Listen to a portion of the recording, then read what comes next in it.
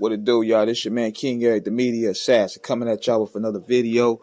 So apparently Netflix have lost, I think, about over 1 million subscribers, and people don't know where or how this happened.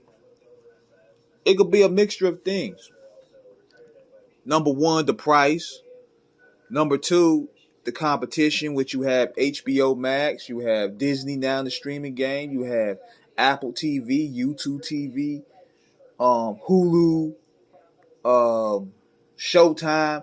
There is so many apps, Cinemax. There's so many apps out there that it left the consumer just looking for the cheapest that they can look. And plus, Netflix have also got involved in the corporate game, and that turns a lot of people off too. Because when you're involved with the corporate game, here come different changes, and people don't understand. They also lost a lot of support when they started promoting that TV show with them little girls. It looked like it was very exploitive of young girls. I forgot the name of the show, but they caught a lot of backlash from that. And on top of that, the whole controversy with Dave Chappelle and that whole controversy involving that. And it seems to me, even when a lot of these people do Netflix specials, it's like the soul is sucked in. Even when I looked at Cat Williams' Netflix special, it wasn't really that funny. It just seems as though society today has dictated and sucked the soul out of entertainment. Whereas before, it feel like freedom of speech has been suppressed because now you don't want to make certain people mad. You don't want your name to be tweeting, trending, and you got to force an apology for offending certain groups. It's not a fun time. And then you have a lot of people that's just going back to the glory days. They're having that nostalgia effect. That's why they're going back to the 80s and 90s entertainment. They're not with this new stuff that's out there now. And this is possibly one of the main problems, if not the main problem, especially from black cinema today.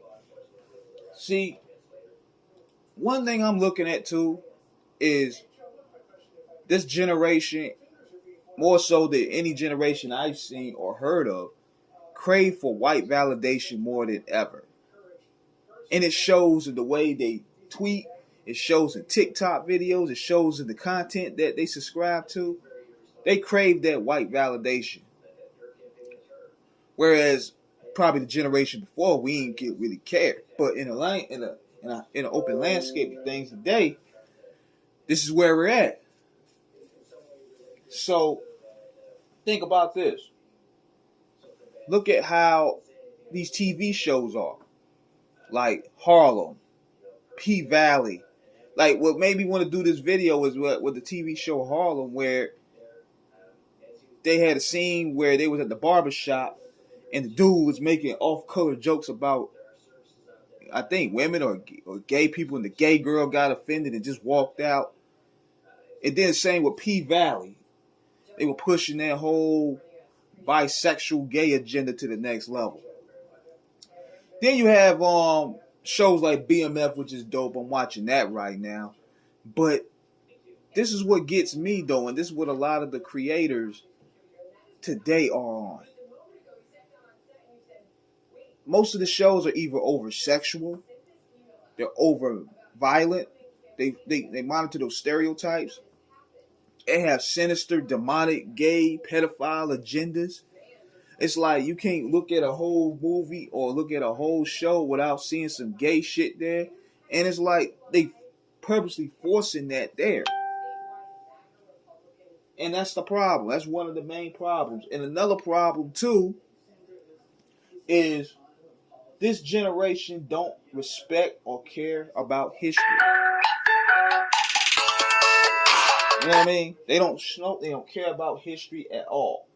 Because you notice this. You notice the lingos and the stereotypes that they use. The black girl magic angel, the handsome white Chad dude, the sassy fat black girl. They even did that in that show with John Cena. The sassy gay man. And if brothers is gonna be regular, they gotta either be over the top gangster, like Old Dog or Doughboy, or see what it is. A lot of these people, they didn't even have the experiences of understanding what black culture and what black life really is. So what they do, they base what they know of movies that came out from the 90s, and they try to rewrite those same characters just off what they think they know about black people. Oh, we gotta be like Old Dog. They think that the black community is a bunch of old dog, and a lot of them are not even from here. So they come here with that stereotype in mind, and not to mention, Shade Room is owned by Nigerians, so they come to this country with that in mind. Same with academics. Academics ain't from here, but he pushes violent agendas because that's what he sees black folks as in his eyes. Those stereotypes.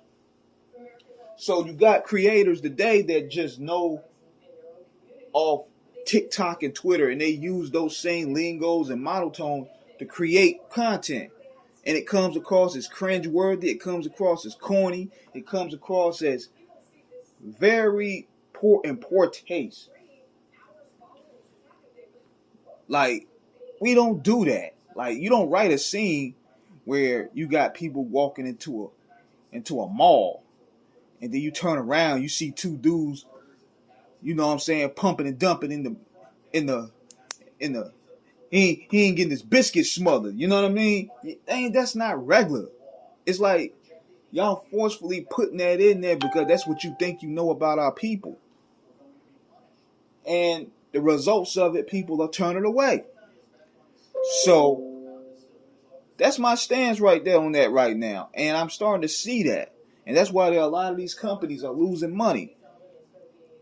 Then you're forcing the superheroes on the gay agenda, and it's like you're forcing the agenda, but at the same time, you're doing it in a distasteful manner.